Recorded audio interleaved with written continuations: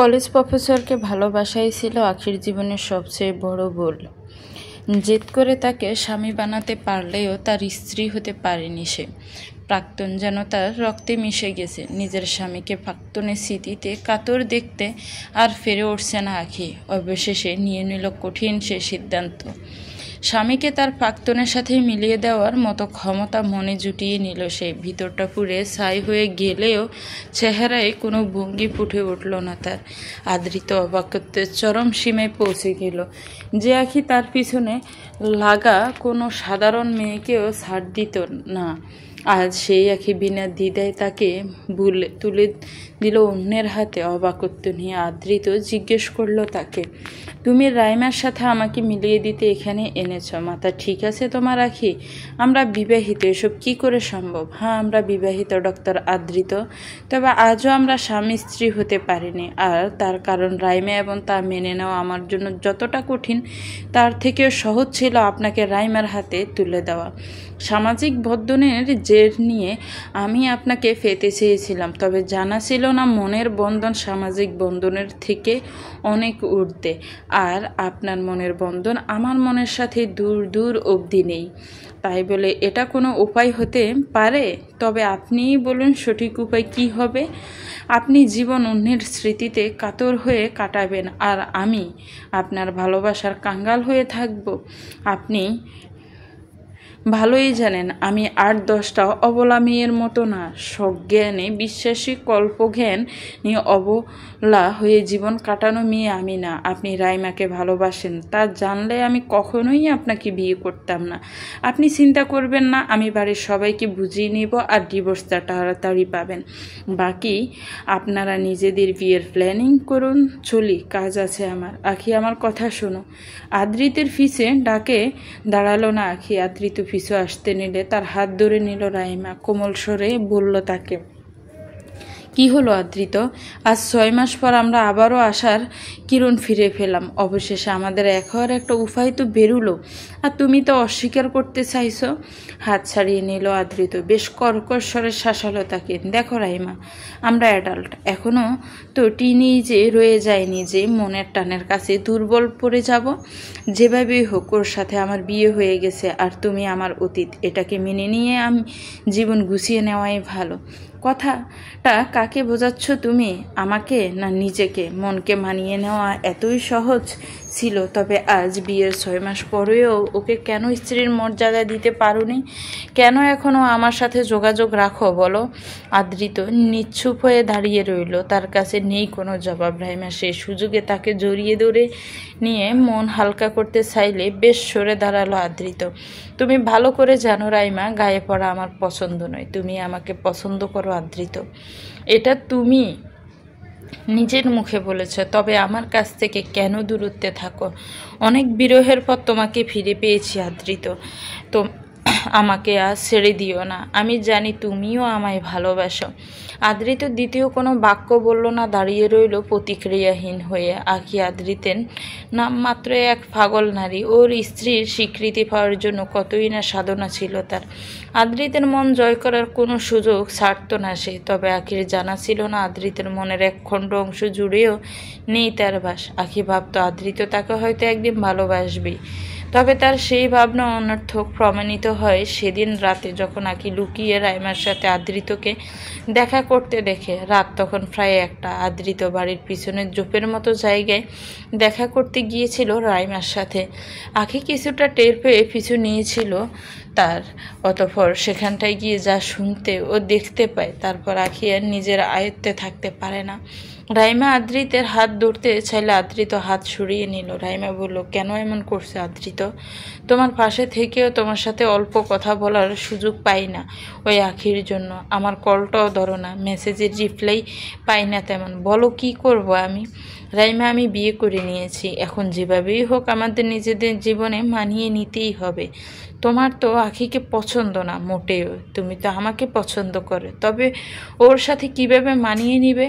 হ্যাঁ, আমার আখির কোনো কার্যকলাপ পছন্দ না, ওকে আমি পছন্দ করি না, কিন্তু আমার কপালে ওই লেখা ছিল।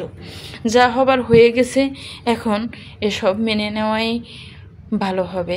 আমি ওর সাথে মানিয়ে নেওয়ার চেষ্টা করছি, হয়তো মানিয়ে নিব, এটাই নিয়তি। তুমিও জীবনে এগিয়ে যাও। কথাটা বলে আদ্রিতে চলে আসতে নিলে আখি তার আগে সেখান থেকে প্রস্থান করে বিছানায় শুয়ে পড়ে আখি। আদ্রিতে এসবের কিছুই টের পায় না। আখির পাশে শুয়ে পড়ে সেও। তবে তখন আর বাধা মানেনি অশান্ত মন। যাকে ভালোবাসে তার অপছন্দের ব্যক্তি হয়ে তার পাশে থাকার কোনো মানে নেই আখির কাছে। আদ্রিত কক্ষে প্রবেশ করলো। আখি বসে মাথা নিচু করে চুলগুলো সব উল্টো করে আছড়াচ্ছিল। আদ্রিত হুট করে এসে ওকে এভাবে দেখে আরও বিগড়ালো। হোয়াটস দিস ননসেন্স আখি, এটা কেমন চুল আঁচড়ানো? আর এসব কি শুরু করেছো? সব কিছু তো উল্টামো না করলে হয় না। হ্যাঁ আমি জানি আপনার আমার কোনো কিছুই পছন্দ নয়, আলাদা করে আর ভুলে দিতে হবে না। আখি উক্ত অবস্থায় চুল আঁচড়াতে আঁচড়াতে জবাবটা দিল। আদ্রিত এগিয়ে গিয়ে চিরুনিটা নিয়ে নিল। আখি বেশ ক্ষিপ্ত হয়ে মাথা তুলে তাকালো আদ্রিতর ফানে। আখি, তুমি যতই বাচ্চামো করো না কেন, তোমার বোঝার ক্ষমতা স্বাভাবিকের চেয়ে অনেক উপরে। তোমার কাছ থেকে এসব আশা করা যায় না। আমাদের বিয়ে হয়ে গেছে, এখন আর অতীত না টানলে হয় না। দেখুন ডাক্তার আদ্রিত, অতীত আমি টানছিলাম না। সেই ছোটোবেলা থেকে আপনার পিছন পড়েছিলাম। 6 মাস আগে আপনার বউ হয়েছি। তবে কখনো কি আপনি আমার সাথে মানিয়ে নিতে চেয়েছিলেন? কখনো না। কারণ ছিল শুধুই রাইমা, যা জানার পর আমি মেনে নিতে পারি না। আমি তো তোমায় বিয়ের দিনই বলেছি আমার সময় লাগবে, কারণ তোমাকে আমি সব সময় ছাত্রী হিসেবে দেখেছি। কিন্তু বিয়ে যখন করেছি একজন স্ত্রী হিসেবেও মেনে নিব। আমি আপনার দয়ার পাত্রী নই ডাক্তার আদ্রিত। আমি আপনার ভালোবাসা চেয়েছি, দয়া নয়। সো কল্ড সিম্প্যাথি আমার উপর দেখাতে আসবেন না। আপনি বিয়ের ব্যবস্থা করুন। বিয়ের সকল ফাংশনে বেস্ট ডান্সার হিসাবে আমিই থাকব।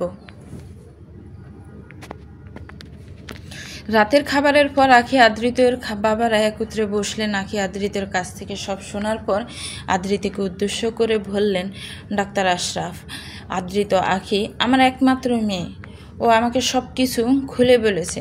দেখো বাবা, তুমি যদি আমাদের বিয়ের আগে রাইমার কথা বলতে, তবে কখনোই আমি আখি তোমাকে বিয়ে করতে চাইতো না।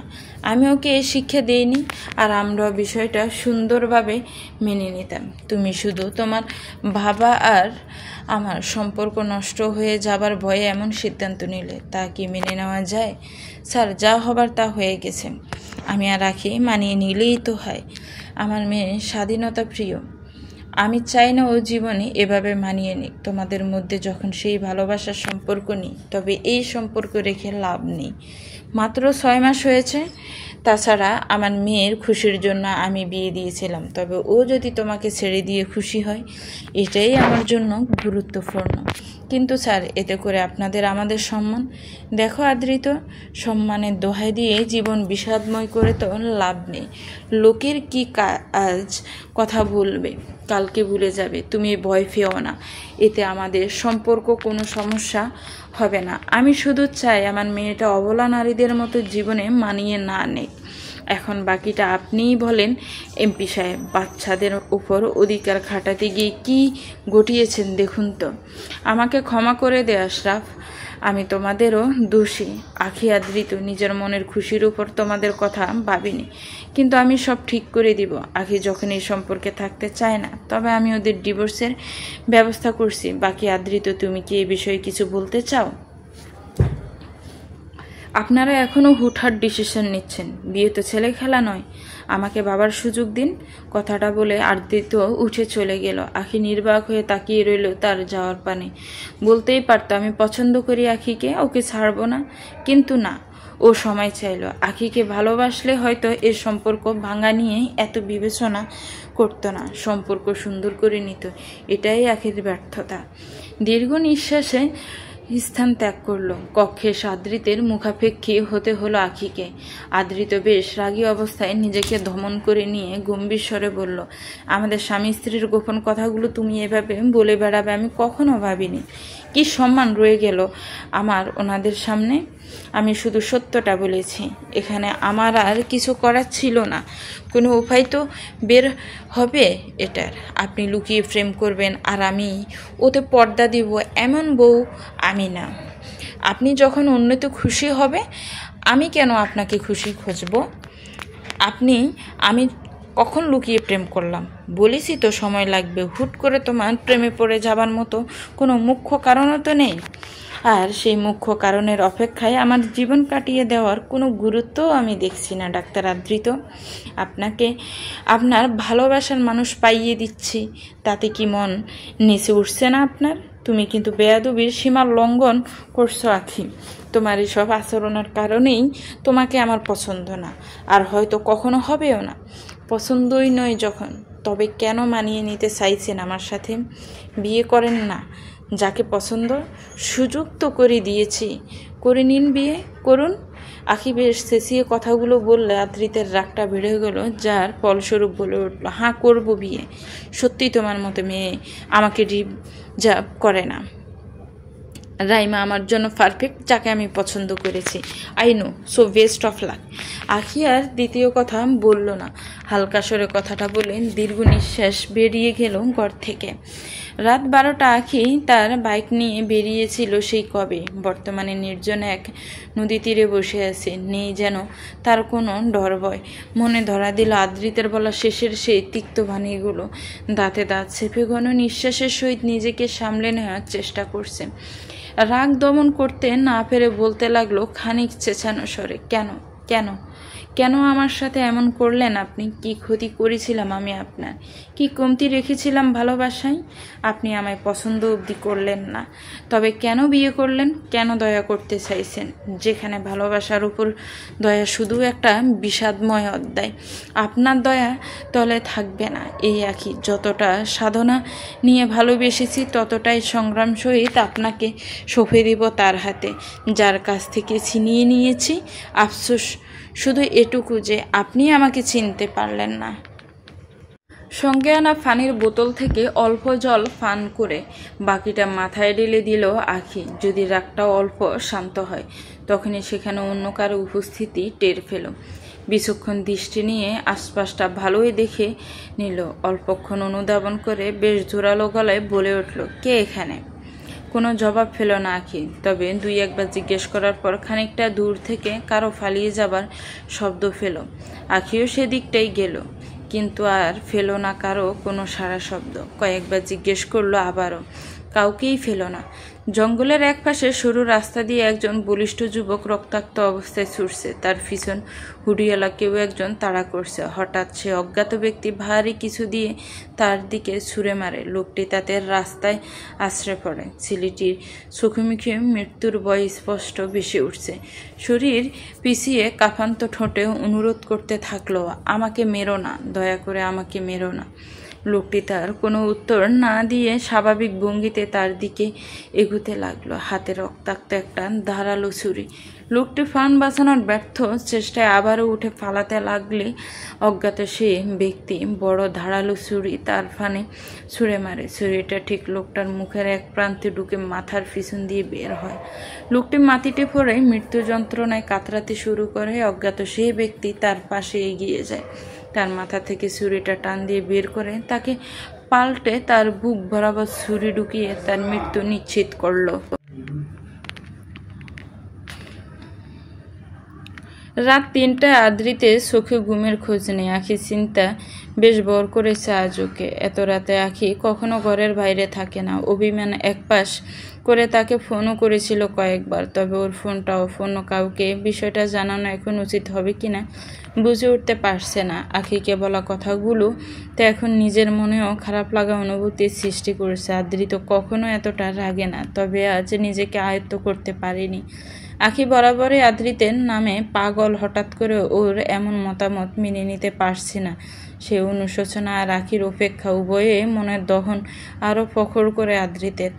আখির অপেক্ষায় রাত্রি কাটালো সে। রাতের শেষ প্রহরে ঘুম আসলো তার চোখ জোরে। আখিকেই মাত্র একটা বড় ট্রাক এসে ছিটকে ফেলে দিল বেশ দূরে। আদ্রিত চিৎকার করে উঠে গিয়ে জড়িয়ে ধরল আখিকেই মাত্র একটা বড় ট্রাক এসে ছিটকে ফেলে দিল বেশ দূরে। আদ্রিত চিৎকার করে ওকে জড়িয়ে ধরল, আখি কিছুই হবে না তোমার, আমি আছি তো। আখি আদ্রিতের উচ্ছ্বসিত নয়ন মুছে দেওয়ার ব্যর্থ চেষ্টা করলো কাপা হাতে, কিন্তু ততক্ষণে অনেক দেরি হয়ে গেছে। নিঃশ্বাস ফুরিয়ে গেল তার। আখি ওর কোলে ঢলে পড়ল মৃত্যুর কোলে। আদৃত নিঃস্ব হয়ে গেল মুহূর্তে। আখি বলে বুক ফাটা আর্তনাদ ফেটে পড়ল সব। ঘুম ভেঙে গেল আদৃতের। ঘেমে নিয়ে একাকার দুঃস্বপ্ন মনের ভাবনাটা আরও অশান্ত করলো। জটফট ফোন খুঁজল। সকাল 6টা বাজে। তখন আদৃত আবারও আখিকে কল করলো, তবে ফোনটা এখনও অফ। যা আদৃতের দুশ্চিন্তা প্রখর করলো। হুটহাট আদৃত বেরোলো কক্ষ থেকে। ঘরের বাকি সদস্যদের জিজ্ঞেস করেও আখি কোনো খোঁজ পায়নি। আখির পরিচিত সবাইকে কল করেও তার কোনো খবর পেল না। এবার ওকে খোঁজার সিদ্ধান্তে ছন্নছাড়া এক পাখির মতো ঘর থেকে বেরোতে নিলে তখনই সামনে পড়ল আখি। আদৃতের প্রাণ ফিরে এলো। কঠোর স্বরে জিজ্ঞেস করলো তাকে, কোথায় ছিলে তুমি? যেখানে ইচ্ছে ছিলাম। আখি গা ছাড়া ভাব নিয়ে কথাটা বলে আদৃতের পাশ কেটে কক্ষে চলে আসে। আদৃতও তার পিছনে। কক্ষে ঢুকতেই আদৃত আখির হাত পাকড়াও করে। বেশ রাগের সহিত বলে ওঠে, সারা রাত বাইরে কাটিয়ে এখন আমাকে দেমাক দেখানো হচ্ছে? কোথায় ছিলে? ফার্স্ট অফ অল আমার হাত ছাড়েন। You don't have the right. Adrito খানিকটা অস্বাভাবিকতা নিয়ে আখির হাত ছেড়ে দিল। তারপর আবারও জিজ্ঞেস করলো, কোথায় ছিলে? কিছু ছেলেদের সাথে নাইট ক্লাবে ছিলাম। What rubbish! আমি জানি তুমি কেমন, সো টেল দ্য ট্রুথ। আমি তো বাড়ির পিছনের লোক। ক্লাসেও তো এক প্রশ্ন দ্বিতীয়বার করেন না। আর এখানে থামছেনই না। কোথায় ছিলে বলো? আরে ভাইজান, আমি হসপিটালে ছিলাম রাতে, আর ফিরতে ইচ্ছে হয়নি তাই। হসপিটালে কোথায় ছিলে? তুমি হুট করে ওখানেই বা যাবে কেন? আল্লাহ, এ আপনাকে ডাক্তার কে বানিয়েছে? ভালো নাম করা সাংবাদিক হতে পারতেন। যত সব। নিন আপনার কেবিনের চাবি। আমার কেবিনের চাবি তোমায় কোথায় পেলে? আর তুমি কি আমার কেবিনে ছিলে রাতভর? আল্লাহ গো, এ কোন প্যারা! আরে ভাই, চাবি আপনার পকেটেই ছিল। তাছাড়া ওটা আপনার কেবিন, কোনো রাজার সিংহাসন নয় যে গিয়ে থাকতে পারবো না। দয়া করে গোসলটা করতে দিন, ক্লাস আছে। আখি সোজা ওয়াশরুমে ঢুকে পড়ল। আদৃত বিরক্তি নিয়ে দাঁড়িয়ে রইল। কলেজে চলে এলো আদৃত। ক্লাসের বাইরে দাঁড়িয়ে কারোর সাথে ফোনে কথা বলছিল রাইমা। তখন পাশ কেটে যাচ্ছিল। তখন আখিকে আসতে দেখে ইচ্ছে করে হোঁচট খায়। আদৃতের পাশে আসার কোনো সুযোগ যে সে বৃথা যেতে দিবে না। তখন ঠিক গিয়ে রাইমা আদৃতের উপর পড়ল। সেখানে উপস্থিত সবাই বেশ বিস্ময়কর দৃষ্টি স্থাপন করলো তাদের উপর। দৃশ্যটা আখির চোখে স্পষ্ট ধরা দিল। আখি অনেকটা ফাঁসি ছিল তখন দুজন। আর আদৃত চটপট রাইমাকে সরালো নিচ থেকে। তখন ওর দৃষ্টি গেল আখির দিকে। আখি কিছু না বলে স্থান ত্যাগ করলো। সরি আদৃত, হোঁচট খেয়ে গেছিলাম, ইটস ওকে। কথাটা বলে আদৃত স্থান ত্যাগ করলো। রাইমা মনে মনে বেশ খুশি হলো। ওটা অ্যাক্সিডেন্টলি হয়নি আদৃত। ওই আখি যখন তোমাকে আমার কাছ থেকে কেড়ে নিয়েছিল, আমারও ঠিক এভাবেই খারাপ লেগেছিল। আর ওকেও ঠিক একই অনুভূতির সম্মুখীন হতে হবে। অতঃপর রাইমাও তার কাজে চলে গেল। আখির বারবার দৃশ্যটা চোখে ভাসছে। রাগে গাটা জ্বলে যাচ্ছে। মুষ্টিবদ্ধ হাতে বারবার রাগ দমনের ব্যর্থ চেষ্টা করছে। এদিকে পাশে বসে লিজা বলেই যাচ্ছে, ওই রাইমা ম্যাম ইচ্ছে করেই আদৃত স্যারের পিছনে। স্যারও ম্যামকে বেশ আশকারা দেয়। আচ্ছা, তুই ওনার স্ত্রী হয়ে কিছু বলতে পারিস না? আজ কেমন ঠ্যাং করে পড়ে গেল। ইচ্ছে করেই পড়ছে। আর জাস্ট স্টপ ইজিলি, যা বিরক্ত লাগছে। ওটা ওদের ব্যাপার, তোর কেন এত লাগছে? আখি বেশ রেগে উঠে চলে গেল। লিজা হতবাক হয়ে তাকিয়ে রইল আখির যাওয়ার দিকটায়। কোথাও যেন শান্তি খুঁজে পাচ্ছে না আখি। ভালোবাসা এত দহন জানলে হয়তো এসবে আর এগোতো না। অতিরিক্ত রাগ, ক্ষোভ আর চিন্তা যেন মাথা ছিঁড়ে দিচ্ছে। যার পাশেও কোনো মেয়েকে সহ্য করতে পারে না, সেই চোখের সামনে অন্য একজনকে নিয়ে সংসার করবে কিভাবে মানবে সে? বন্ধ একটি কক্ষে লুকিয়ে রেখেছে নিজেকে। নিজের অক্ষমতা কারো কাছে ধরা দিতে চায় না, তাই তো বন্ধ কক্ষে খানিকক্ষণ নিজেকে দমাতে চাইল। অতঃপর রাগ ছাপাতে না পেরে অতিরিক্ত রাগের বশে উঠে দেয়ালে সজোড়া হাত দিয়ে ঘুষি দিল। একেবারে যে মন বলল না, পরপর কয়েকটা ঘুষি মারল। ফলস্বরূপ হাতে সে অংশ পেটে রক্ত গড়াতে শুরু হলো। তারপর ফ্লোরে দপাস করে বসে পড়ল। চোখ দুটো লাল বর্ণ ধারণ করে আছে। কোনো পাকভঙ্গি নেই। নিশ্চুপ হয়ে বসে রইল। কিছুক্ষণ পর উঠে দাঁড়ালো, নিজেকে গুটিয়ে নিল। অতঃপর বেরিয়ে ওয়াশরুমে চলে গেল পানিতে। কিছুক্ষণ হাত চুবিয়ে বেশ আরাম অনুভব করলো। অতঃপর হাতে ব্যান্ডেজ করে নিজের কাজে যাবে, তখনই লাশ কাটা ঘরের দিকে কিছু শব্দ শুনতে পেল। বর্তমানে লাশ কাটা ঘরে কেউ নেই যতটুকু আঁখি জেনে, তাই কৌতূহলবশত সে দিকটাই গেল। দরজাটা বেশ খোলা। আঁখি মনে সন্দেহ কাজ করলো। ঢুকে গেল লাশ কাটা ঘরে। সেখানে কাউকে না পেল, অপরদিকে দরজাটা খোলা পেল। আঁখি সেদিকটাই ছুটে গেল, তবে কাউকে পেল না। কিন্তু তা কিভাবে হতে পারে? আঁখি স্পষ্ট এখান থেকে কিছু শব্দ পেয়েছিল, যেন কারা মৃদু শব্দ কথোপকথন করছে। আঁখি চিন্তিত হয়ে দাঁড়িয়ে রইল। ঠিক তখনই আঁখিকে পিছন থেকে ডাক দিল ডাক্তার মিজান। আঁখি ম্যাম, আপনি এখানে? ডাক্তার মিজান লাশ কাটা ঘরে একটু আগে আপনি ছিলেন?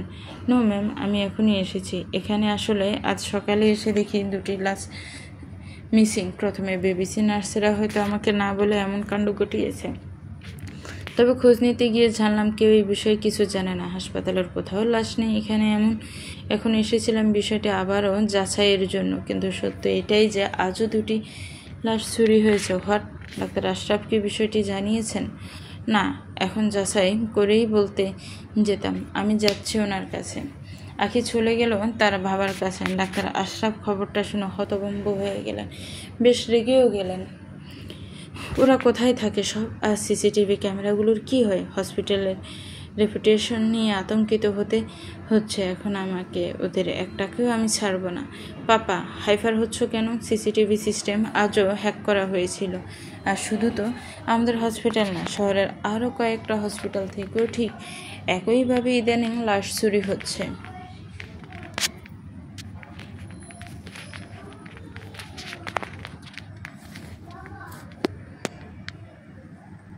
প্রিন্সেস, তুমি ক্লাস অ্যাটেন্ড করো, আমি দেখছি বিষয়টা। আঁখি চলে গেল তার ক্লাসে, তবে আদ্রিতের ক্লাস টাইমে বেরিয়ে গেল ক্লাস থেকে। ক্লাসে ঢুকে আদ্রিত ক্লাসে এক নজর বুলিয়ে নিল, কোথাও আঁখিকে দেখতে পেল না। মনের ভিতর কেমন যেন খালি লাগা কাজ করতে শুরু হলো তার। ক্লাস চলাকালীন দরজার পানে বারবার নজর গেল, কখন জানি সেই চঞ্চল ভ্রমণের আগমন ঘটে। কই, এমন কিছুই তো ঘটল না। প্রথমবারের জন্য নিজের কোনো ক্লাসে বিরক্ত আর খাপছাড়া ভাব জন্মালো আদ্রিতের মনের মধ্যে। কোথাও জানি একটা অপরাধ বোধ ঢুকে দিচ্ছে বারবার। ক্লাস শেষে আদ্রিত আঁখির খোঁজ নিতে লাগলো, কিন্তু পেল না। অবশেষে ওর বান্ধবী লিজাকে ডেকে পাঠালো। লিজা, আঁখি কোথায়? আজ ক্লাস করলো না যে? স্যার জানি না, আজ কেমন জানি অদ্ভুত ব্যবহার করলো। বাকি সকল ক্লাস করেছে, তবে আজকে আপনার লেকচার আছে শুনে কোথায় চলে গেল। হাতটাও কিভাবে ক্ষত করে নিয়েছে। সকালে তো ভালোই দেখলাম, কিছু বলছেও না। এখন কোথায়ও জানি না, আমিও খুঁজছি, তবে ওকে কোথাও পাওয়া যাচ্ছে না। যাও তুমি। লিজা চলে গেল, তবে আদ্রিতের সংশয় কাটলো না। ফোন করছে আঁখিকে বারবার, তবে তার ফোনটাও ধরছে না। হঠাৎ কক্ষে প্রবেশ করলো রাইমা। আসতে পারি আদ্রিত বাবু? হ্যাঁ, রাইমা এসে আদ্রিতের বিপরীতের চেয়ারে বসলো। কি অদ্ভুত! কি আদ্রিত, তুমি অনেক পাল্টে গেছো মনে হচ্ছে কলেজ টাইমে আমার সাথে কথা বলতে। এমনকি আমাদের এই মেডিকেল কলেজ নিয়োগ হওয়ার পর প্রথম আমাদের প্রয়োজনীয় কাজ শেষ হলেই দুজনে এক রাজ্যের গল্প নিয়ে বসতাম। এখন তুমি একদমই আগের মতো নও। আমাদের অবস্থা আগের মতো রয়ে যায়নি রাইমা। কি বদলে গেছে? হ্যাঁ, আঁখি কলেজে ঢোকার পর থেকেই তুমি পাল্টে গেছো। ওকে বিয়ে করেও নিলে, কিন্তু দেখলে ওর সাথে খুশি নও তুমি। সেই তুমি আমাকে ভালোবাসো, এখন তো তোমার জীবন থেকে সরে যাচ্ছে। এখন কি আমরা আগের মতো হতে পারি না? রাইমা আদ্রিতের হাতে হাত রাখবে, তবে আদ্রিত হাত সরিয়ে নিল। রাইমা, আমি কি কখনো তোমাকে বলেছি আমি তোমাকে ভালোবাসি? আমরা কি কখনো প্রেমিক প্রেমিকার মতো ছিলাম? তুমি ভালো করেই জানো আমি তোমাকে অনেক ভালো বন্ধু মনে করতাম, আর এখনও করি। বন্ধু হিসেবে তুমি বেস্ট। তুমি অনেক গোছানো, শান্ত আর ম্যাচিউর। আমার সাথে অনেক স্বভাবের মিল আছে, সে ভেবেই আমার বিয়ের প্রস্তাব মেনে নিয়েছিলাম। কিন্তু তোমাকে নিয়ে আমার মতো অমন অনুভূতি কখনো আসেনি। তাই আঁখিকে বিয়ে করা আমার জন্য কঠিন কিছু ছিল না। তুমি প্লিজ আমাকে এসব নিয়ে আর কিছু বললে খুশি হব। আর আমার একটা সার্জারি আছে, so I am living, take care. কিন্তু আদ্রিত রাইমার আর কোনো কথা শুনল না। সে চলে গেল। রাইমার চোখ বেয়ে অশ্রু গড়াতে শুরু হয়। ব্যালকনির এক প্রান্তে ঠাই নিয়ে বসে আছে আঁখি। হাতে একটি গিটার। রহস্যময় ঘন কেশদয় ছেড়ে দিয়েছে অদ্ভুত বাতাসে, দুলছে তা আপন মনে। বাতাসের স্বরে মিলিয়ে গান ধরেছে আঁখি। কেন রোদের মতো হাসলে না, আমায় ভালোবাসলে না, আমার কাছে দিন পোড়ালেও আসলে না। মন কেমনের জন্মদিন, চুপ করে থাকা কঠিন, তোমার কাছে খরস্রোতাও গতিহীন। নতুন সকালগুলো কপাল ছিল তোমারই, দূরে গেলেও এটাই সত্যি, তুমি আমারই, শুধু আমারই। জলে ভেজা চোখ, বোঝা ঘুম, খোঁজা ভোর, নিশানাতির স্মৃতির ভিড়, এলোমেলো ঘরদোর। মেঘ আসে এলোকেশে, ছুঁয়ে দিলেই সব চুপ। সেই মেঘ বালিকার গল্প হোক, শহর জুড়ে বৃষ্টি হোক, রোদ্দুর হোক, আজ শুধুই তার ডাক নাম। পাতা ভরা শব্দ টুকরোরা, কাল বৈশাখীর মতো মুখ চোরা, সব ভিজে যাক, শুধু বেঁচে থাক অভিমান। নতুন সকালগুলো কপাল ছিল তোমারই, বেঁধে রাখতে পারলে তুমিও হতে আমারই, শুধু আমারই। হঠাৎ গান বন্ধ করে দিল আখি, স্বাভাবিক ভঙ্গিতেই গম্ভীর স্বরে বলল, লুকিয়ে কারো গান শোনা উচিতের তালিকায় পড়ে না ডাক্তার সাহেব। আদৃত বিনা বাক্যে তার পাশে গিয়ে বসল, আখির হাত থেকে গিটারটা নিয়ে নিল, অতঃপর ওর কাটা হাতের দিকে হাত বাড়াবে তখনই হাত সরালো আখি। বাচ্চামো না করে হাতটা দেখতে দাও। আমি দেখি। ভুলে যাবেন না আমি ফাইনাল ইয়ার স্টুডেন্ট, এসব ছোটোখাটো কাটাছাড়া আমি নিজেই সামলাতে পারি, তার জন্য সার্জন লাগবে না। সার্জন তো নিজে থেকেই চলে আসছেন, সো ফাইনাল ইয়ার স্টুডেন্টের মোটেও উচিত নয় তাকে ফিরিয়ে দেওয়া। আখি আদৃতকে আর বাধা দিল না, আদৃতর সাথে করে ফার্স্ট এড বক্স নিয়ে এসেছিল। হাতের ব্যান্ডেজ খুলতে খুলতে বলতে লাগলো আদৃত, মেডিকেল স্টুডেন্ট হলেও তোমার গানের স্বর অতি মুগ্ধকর, তাই নিজেকে সামলাতে পারিনি। তা হাতের এ হাল হলো কেমনে? অ্যাক্সিডেন্টলি। এটা অ্যাক্সিডেন্টলি বলে মোটেও ধরা যায় না আখিরানি, মনে হচ্ছে ইচ্ছে করেই করা হয়েছে। হাত দিয়ে দেয়াল ভাঙার প্র্যাকটিস করছিলে নাকি? দেখে তো এমনই মনে হচ্ছে। এত কিছু জানতে গেলে আর আমার হাত দেখতে হবে না, চারুন। আজকাল সব কিছুতেই খেপা ভাবটা বেশ বেরিয়ে আসছে তোমার। শান্ত মনেও কিছু জিনিস মেনে নিতে পারো। আখি জবাবে কিছু বলল না, আর আদৃতি কিছুক্ষণ থেমে আবারও বলল শান্ত গলায়, আখি আজকে রাইমে অ্যাক্সিডেন্টে আমার উপর পড়ে গেছিল, সেটা আমাকে কেন বলছেন? কদিন পরও আপনার স্ত্রী হতে চলেছে, তাই এসবের কৈফিয়ত আমাকে দিতে হবে না। আখি আমরা অ্যাডাল্ট, চাইলে কি সমঝোতার মাধ্যমে মানিয়ে নিতে পারি না? আমাদের ডিভোর্স আর আমার দ্বিতীয় বিয়ে কি সমাজে ভালো দেখাবে?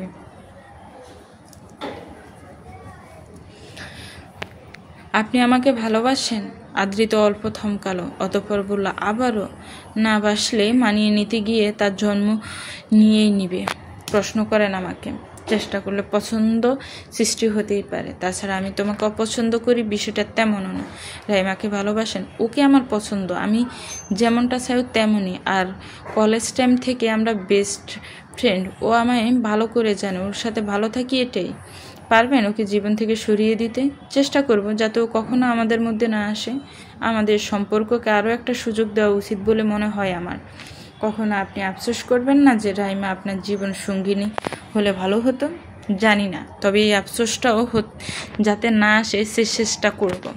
হয়তো চেষ্টা করলে সব সম্ভব, কিন্তু যেখানে মনের সম্পর্কটা বড় হওয়া উচিত সেখানে সেই সম্পর্কে চেষ্টা আর মানিয়ে নেওয়ার নামে বদনাম করার মানে হয় না। আমাদের উচিত জীবনে এগিয়ে যাওয়া। বাবাকে বলেছি ডিভোর্সের ব্যবস্থা করতে, উনি আপনার মতামতের অপেক্ষা করছেন। আশা করি ওনাকে তাড়াতাড়ি মতামত জানাবেন আপনার। আর হ্যাঁ, ব্যান্ডেজের জন্য ধন্যবাদ। আখি উঠে চলে গেল। আদৃত হতভম্ব হয়ে বসে রইল সেখানটায়। বসার ঘরের সোফায় হেলান দিয়ে মাথায় হাত রেখে বসে আছে আদৃশ, কোলে একটা ল্যাপটপ নিয়ে। হঠাৎ ল্যাপটপে কারো কার্যক্রম অনুভব চোখ খুলে সামনে তাকাতে দেখতে পেল আখিকে। কি এসপি স্যার? সামনে লাশের ছবি রেখে কি এমন চিন্তায় মশগুল শুনি? অনেক চিন্তায় আছি ডাক্তার ম্যাম। এই প্রমত্ত অঙ্গনা মাথা খেয়ে বসে আছে। আজকে আর একটা লাশ পাওয়া গেছে, নির্মমভাবে হত্যা করে মাথায় রেফিস্টে লিখে গেছে। লাশের পাশে লিখেছে নরপশুদের বেঁচে থাকার কোনো অধিকার নেই। প্রমত্ত অঙ্গনা। সব খুনের পর কি কারণ লিখে যায়? হ্যাঁ, তার নির্দিষ্ট কোনো কারণে মারে না, এমনিতেই যাকে ইচ্ছে মারছে। নিউজ থেকে যতটুকু জানি এই লোক এখন অবধি বাজে লোকদেরই মেরেছে। হ্যাঁ, খারাপ লোক যাদের উপর অগণিত মামলা থাকে, বিচারের আওতায় আনা হচ্ছে না বা যাচ্ছে না, তবে তা তো ভালোই কাজ করছে।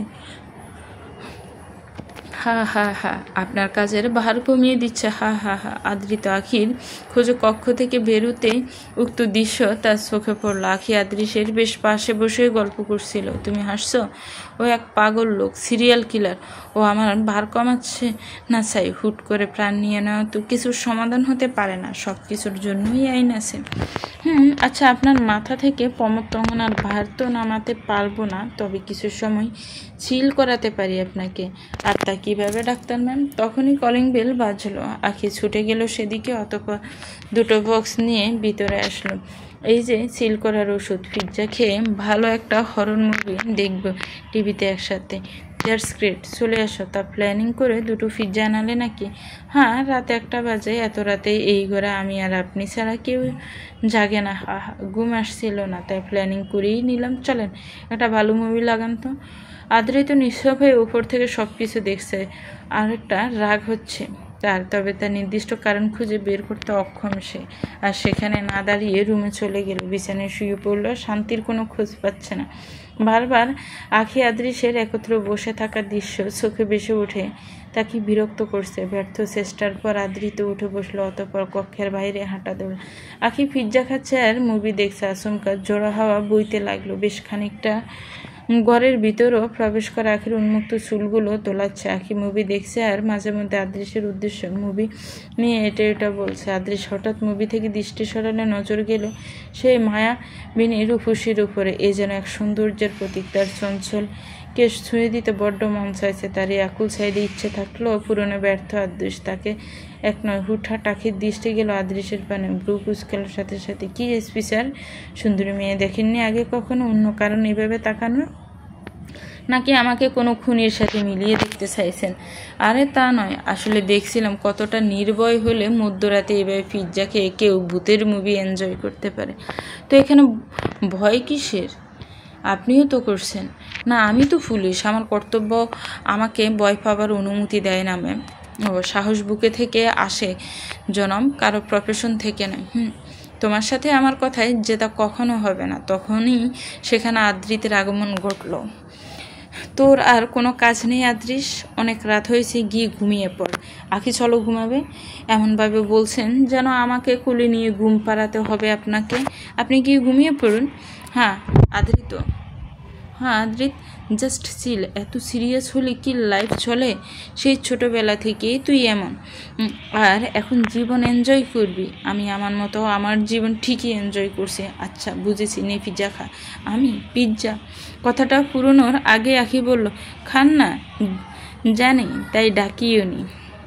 তুমি ঘুমাতে চলবে নাকি বলো? অবশ্যই এখন না, মুভিটা পুরো দেখে আসবো। চুপচাপ চলো আখি, সকালে ক্লাস আছে। জানি আছো, ওসব আমি দেখে নিব। এখন যান। তাহলে তুমি আসবে না? কতবার মানা করব? তুমি আজকাল অনেক অবাধ্য হচ্ছ আখি। এখানে বাধ্যবাধকতার কোনো কারণ নেই, তাই এই আয়োজন। তুমি আসবে কি না? সোজা কথায় আসবো না আখি। কালকে সকাল ক্লাস আছে, চলে আসো। আমি তোমার শিক্ষক, সেই হিসাবে এতটুকু সম্মান আমি ডিজার্ভ করি। আখি আদৃতের সম্মান মাথায় রেখে আর কিছু না বলে সেখান থেকে প্রস্থান করলো বেশ তেজ নিয়ে। আদৃত ওর পিছন যাবে, তখনই আদৃশ বলে উঠল, তুই তো ওকে ডিভোর্স দিতে চলেছিস আদৃত। তাই এখন আর ওর উপর এত দাবি না রাখলেও পারিস। ডিসিশন এখনো পেন্ডিংয়ে, তাই তুই এই বিষয়ে বেশি মাথা নাগামালেও পারিস। নিজের কাজ কর। সোজা সাপটা জবাবে চলে গেল আদৃত। জবাবটা বেশ ভালো লাগলো না আদৃশের। আখি শুতে যাবে, তখনই আদৃতের ফোন বেজে উঠলো। রাইমা নামটা স্পষ্ট ভাসছে। নামটা দেখতেই আখির বুকটা মুচড় দিয়ে উঠলো। তখনই আদৃত এসে ফোনটা হাতে নিয়ে আখির দিকে তাকালো। আখি তাচ্ছিল্য করে বলল, তা আসলে এসব দেখাতে এনেছেন? বলতেই পারতেন আখি, তোমার কাটা গায়ে নুনের ছুটা দেব, আসো। তুমি কিন্তু ভুল ভাবছো আখি। আসলে নকলে যাই বলেন না কেন, সত্য চাপা পড়ে যাবে না। যা ইচ্ছে তাই করেন, I don't care. Good night. আখি অভ্যাস হয়ে শুয়ে পড়লো। এদিকে আদৃতের ফোন বেজে যাচ্ছে। বেশ বিরক্ত হলো আদৃত, কেটে দিল ফোন, সাথে সাথে অফ করে দিল সেটা। আখি নিজেকে আয়ত্ত করে নিয়ে ঘুমাতে মনোনিবেশ করলো। আজও নিদ্রা আদৃতের পক্ষ নিতে নারাজ। কোনো মতে সে ধরা দিবে না যেন ফোন করেছে। মনে উঠেছে আখির সাথে কাটানো অজস্র স্মৃতি। চোখ খুলতে আখির ঘুমন্ত মুখশ্রী, তার চোখে বাসলো কি মায়াময় সেই চেহারা, লালচে রঙের নাকের ডগা যেন তার অসীম রাগের প্রমাণ দিয়ে যায়। আর মায়াবিনী সেই মুখখানা, তার কোমল হৃদয়ের প্রতিচ্ছবি অজানা এক কারণে তাকিয়ে রইল আদৃত আখির পানে। অপলক সেই দৃষ্টি কখন ঘুম এলো ঠিক তার জানা নেই। সকাল 7টা ঘুম ভাঙল তার। চোখ খুলে দেখতে পেল আখি পাশে নেই, ওর ক্লাস, তাই হয়তো তাড়া করে চলে গেছে। আদৃত আর সেদিকে মাথা ঘামালো না, উঠে ফ্রেশ হয়ে নিল। ফোনটা অন করতে আসলো রাইমার কল। আদৃতের চেহারায় আবার বিরক্তি আসলেও তার তোয়াক্কা না করে ফোন ধরলো। কি রাইমা, আমার ফোন পেয়ে ফোন অফ করে দিলে? আদৃত, কেন এমন করছো?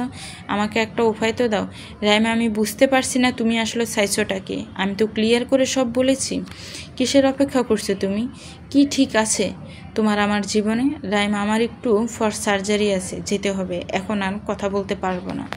ওকে, তবে আজকে আমার সাথে দেখা করতে হবে, তোমার সাথে অনেক কথা আছে আমার। ওকে, সন্ধ্যা হসপিটালের পাশের রেস্টুরেন্টে দেখা করছি তোমার সাথে। না, রেস্টুরেন্টে না, আজকে ডিনার আমার বাড়িতেই করবে। ওকে, বাই। আদৃত ফোনটা রেখে দিল। রাইমার মনে অনেকটা প্রশান্তি এলো। আখি সেই সময় কক্ষে প্রবেশ করছিল। ফোন রাখতেই আদৃতে চোখে পড়ল তাকে। বুঝতে পারলো কথাগুলো ওর কানে গেছে, তবে আখি কোনো প্রতিক্রিয়া করলো না, বিনা বাক্যে স্থান ত্যাগ করলো। আখি নিজের বাইক নিয়ে কলেজে প্রবেশ করবে, তখনই ওর বাবার গাড়ির সামনে রিপোর্টারদের ভিড় দেখতে পায়। আখির সাথে সাথে নেমে ছুটে যায় তার বাবার কাছে। কারের দরজা খুলে নামলেন আশরাফ খান। গার্ডেরা তাকে ঘিরে আছে। গার্ডেরা আকিকে দেখতে ওর বাবার পাশে যাওয়ার রাস্তা করে দেয়। রিপোর্টাররা ওনার দিকে এগিয়ে আছে। আখি রিপোর্টারদের উদ্দেশ্য বলে ওঠে, আপনাদের এত সাহস কে দেয়? মেডিকেল কলেজের সামনে এভাবে একজন সিনিয়র ডক্টরকে ঘেরাও করেন? আখি, মাই প্রিন্সেস, কাম ডাউন, এটা ওদের কাজ। কাজ? হ্যাঁ বলুন, আপনাদের কি চাই? একজন সাংবাদিক বলে উঠল, ডাক্তার আশরাফ, গতকালও আপনার এখান থেকে আরও 2টি লাশ চুরি হয়েছে। এ নিয়ে একই ঘটনা 2 দিন ঘটেছে। এখানটায় এই বিষয়ে আপনি কি বলতে চাইবেন? দেখুন, যদি কথা আসে লাশ চুরির, তবে সেটা শুধু আমার হসপিটালেই না, শহরের বিভিন্ন হসপিটাল থেকেই হচ্ছে। তাই শুধু শুধু আমাকে হেনস্থা না করে এসবের গোড়ায় কে বা কারা, তার খোঁজ রাখলে ভালো হবে। আপনি আমাদের ঘুমরো করে নিজের ক্রাইম ডাকতে পারবেন না ডাক্তার আশরাফ। অন্যান্য হসপিটালের কথা না হয় পরে বললাম, তবে আপনার হসপিটালের মতো সুনামধন্য হসপিটালে এমন ঘটনা অনাকাঙ্ক্ষিত। সাংবাদিক নাদিমের কথা, এমন কথায় বেশ খেপে উঠল Akhi. How dare you to talk to my father like this? হয়তো আপনি ভুলে গেছেন আপনি কার সাথে কথা বলছেন। কোনো সাক্ষ্য প্রমাণ ছাড়া আপনি আমার বাবাকে ব্লেম করার সাহস পান কোথা থেকে? পাওয়ার এর জোরের সব জায়গায় চলবে না মিস আখি। লিসেন মিস্টার, যদি আমার বাবা পাওয়ার দেখাতো, তবে হয়তো বর্তমানে আপনারা এই স্থানে দাঁড়ানোর ক্ষমতাও করতে পারতেন না। I hope you understand. Akhi, my love, come on, ওদের সাথে কথা বলে লাভ নেই। Guards, take them. আশরাফ খানের কথা মতো গার্ডেরা সাংবাদিকদের আটকে নিল। অতঃপর আখিও তার বাবা ভিতরে প্রবেশ করে গেলেন। আখি যেতে যেতে সে সাংবাদিকদের দিকে অগ্নিদৃষ্টি স্থাপন করা বাদ দেয়নি। নির্জন একটা বন্য এলাকায় ছোট একটা ভাঙা ঘর, দেয়ালে বড় করে হুডি পরা মুখোশধারী এক ব্যক্তির চিত্র আঁকা, পাশে বড় করে লেখা প্রমত্ত অঙ্গনা। ঠিক সামনে দাঁড়িয়ে আছে আরেকজন ব্যক্তি, সেও হুডি পরা। সে তাকিয়ে আছে প্রমত্ত অঙ্গনা নামক ছবিটির দিকে। ভিড় করে বলতে শুরু করেছে, প্রমত্ত অঙ্গনা, ভয় আর অন্ধকারের আরেক নাম তুমি। হ্যাঁ, তুমিই আমার বল, তুমিই হবে এখন আমার জয়ের কারণ। অতঃপর পাশ থেকে একটা ছুরি নিয়ে ঠিক চিত্রটির মাথা বরাবর ঢুকিয়ে দিল লোকটি। জরুরি সার্জারি শেষ করে আদৃত আর কেবিনে যাচ্ছিল। তখন 2টি ছাত্রের কথোপকথন তার কানে এলো। শিহাব, কি ভাবছিস? দেখ, এটাই উত্তম সময় আখিকে প্রপোজ করার। ওর ডিভোর্স হয়ে যাচ্ছে শুনেছি, ও এখন সিঙ্গেল। কিন্তু পুরো কলেজের ছেলেরা ওর উপর লাড্ডু। ও কলেজের ক্রাশ, আমাকেই কেন অ্যাকসেপ্ট করবে? কপালে থাকলে করিয়েও নিতে পারে, ট্রাই করে দেখ। কথাটা আদৃতের গায়ে লাগলো। এগিয়ে গেল সেদিকে, ছেলেগুলোর কাছে গিয়ে বলল, তোমরা দুজন এখনই আমার কেবিনে আসো। কথাটা বলে আদৃত স্থান ত্যাগ করলো। সে আবার সাহাব ঘাবড়ে গেল। দুজনেই আদৃতর পিছনে গেল। আদ্রিতের কেবিনে ঢুকার পর আদ্রিত ওদের বসতে বললো। অতঃপর শান্ত হয়ে অতি স্বাভাবিকভাবে বলল, দেখো তোমরা ফাইনাল ইয়ার স্টুডেন্ট, যথেষ্ট ম্যাচিউর। তোমাদের এই বিষয়ে এভাবে বলা হয়তো আমার ঠিক হচ্ছে না, তবে তোমাদের কথাটা মাথায় রাখা উচিত। আখি আমার স্ত্রী, ডিভোর্স হচ্ছে কি তা নিয়ে তোমাদের মাথা না ঘামালেও চলবে। ওর ডক্টরেট ডিগ্রি অর্জন করতে এসেছে, আর তোমরা সবাইও, তাই পড়ালেখাতে মনোযোগ দিলেই ভালো হয়। ওকে ডিস্টার্ব না করলে খুশি হব। ওকে স্যার, তোমরা আসতে পারো। দুজনে মাথা নিচু করে চলে গেল। আখির ভালো বন্ধু শিহাব আখি কিছু নিয়ে ওর সাথে কথা বলতে গেলে শিহাব তেমন আগ্রহ নিয়ে আজ আর কথা বলল না, বরং বাহানা দেখিয়ে চলে গেল। এতে আখির বেশ খটকা লাগলো বিষয়টার। সাথে সাথে শাহানকে জিজ্ঞেস করলো সে, শাহান শিহাবের কি হয়েছে? ভালো করে কথা বলল না, ওভাবে চলে গেল যে কেমন আপসেট দেখাচ্ছে ওকে। অথবা শাহান আখিকে সব কিছু খুলে বলল। আখির অনেক রাগ হলো এতে। ডক্টর আদ্রিতের সাথে আমি কথা বলছি। আখি প্লিজ এটাতে যেতে দে, আমাদের এক্সাম খুবই নিকটে। এই সময়টা শিহাব আর কোনো ঝামেলায় জড়াতে চাইছে না, তাই স্যারের কথা মতো ও তোর থেকে দূরত্ব বজায় রাখছে। যেতে দে তুইও। শাহান চলে গেল কথাটা বলে। তবে আখির মন শান্ত হলো না। এগিয়ে গেল আদ্রিতের কেবিনের উদ্দেশ্যে। আদ্রিতের কেবিনে নক করলো আখির। রাইমা ভিতরে আসতে বলল, কিন্তু আদ্রিতের পরিবর্তে রাইমাকে সেখানটায় দেখে মোটেও ভালো লাগলো না আখির। হুটহাট প্রশ্ন করলো সে, ম্যাম ডক্টর আদ্রিত কোথায়? ওর বর্তমানে একটা সার্জারি চলছে। ও, উনি আসলে বলে দিবেন আমি এসেছিলাম, ফ্রি হলে আমাকে একটা কল দিতে। ও হয়তো আজ আর তোমাকে কোনো সময় দিতে পারবে না। ও আজ আমার সাথে বাইরে যাবে, তাছাড়া রাতে আমার বাড়িতে ডিনারও করবে। ও ওকে ম্যাম, এনজয়। আখি বেরিয়ে এলো কেবিন থেকে। রাইমা সন্তুষ্ট হলো এবার। আদ্রিতকে আমার কাছ থেকে কেড়ে নিয়েছিল আখি, তার সুদ সমেত ফিরিয়ে দিতে যে হবে আমায়। আদ্রিত সার্জারি শেষে কেবিনে ফিরছিল, তখনই আখিকে তার কেবিন থেকে বেরোতে দেখলো। আখি, তুমি আমার কেবিনে?